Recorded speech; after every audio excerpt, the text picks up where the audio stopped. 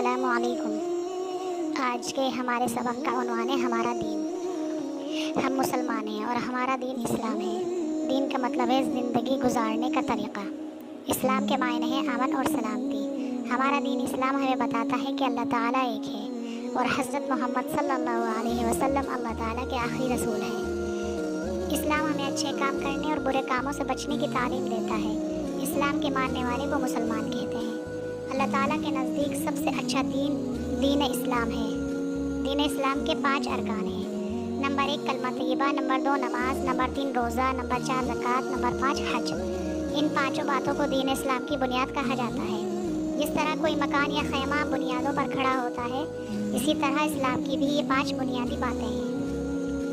کلمہ طیبہ، لا الہ الا اللہ محمد الرسول اللہ، اللہ کے سوا کوئی عبادت کے لائق نہیں اور محمد صلی اللہ علیہ وسلم اللہ کے رسول ہیں۔ اس کلمے پر ایمان رکھنا اسلام کا بنیادی رکن ہے۔